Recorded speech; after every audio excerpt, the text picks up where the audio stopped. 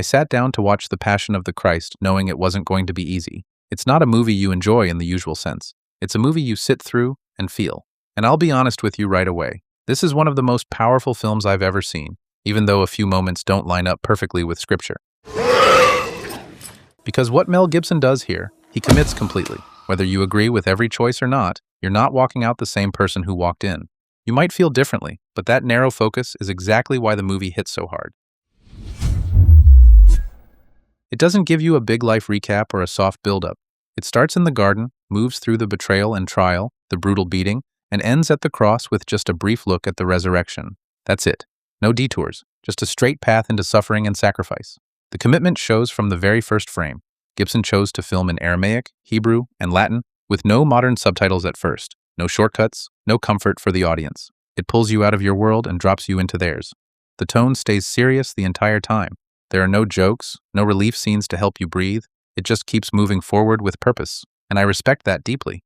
The performances carry so much of the weight. Jim Caviezel as Jesus feels worn down and fully human. You see the exhaustion in his eyes. He doesn't play it like a distant figure. You feel the weight pressing on him. Maya Morgenstern as Mary. That's where a lot of the emotion lives for me. She doesn't need long speeches. Her face tells you everything. Visually, the movie feels raw and grounded. It's dirty and it's rough. Nothing looks polished or safe. And John Debney's score stays right with the emotion. It doesn't try to take over. It simply lets the moments breathe. All of it works together to make the suffering feel real.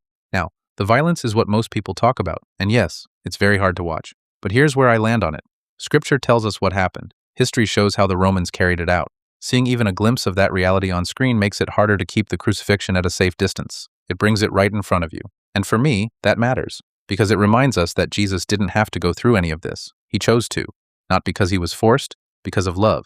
Not the easy kind of love we talk about casually. I'm talking about love that takes the punishment and doesn't give it back. Love that sacrifices everything. That's what stays with me long after the credits roll. When people call the movie controversial, I don't really see it that way. That usually comes from not understanding the full picture in Scripture. This wasn't about blaming one group. It was about sin. All of us. That's the weight the movie keeps pointing toward. This isn't an easy watch, and it's not meant to be. But it's powerful, it's committed, and it leaves an impact that most movies don't even come close to. It's not perfect. There are moments that go beyond Scripture. Yet what it gets right carries far more weight than what it misses. I come back to this film, especially around Good Friday, not for entertainment, for perspective, for that sobering reminder of what love really cost. There's a line from Johnny Lang's song, Signs, that always comes to mind with this movie. I've heard it said many times, the best things in life are free, but the best thing I've seen cost somebody, everything. That's the cross. Salvation is free to us, but it wasn't free for him. Jesus paid for it with everything. And this movie makes you sit with that truth. Don't forget to like, subscribe, and hit the bell for more reviews. Until next time, don't lose sight of what really matters, keep your faith steady, and always, stay rated.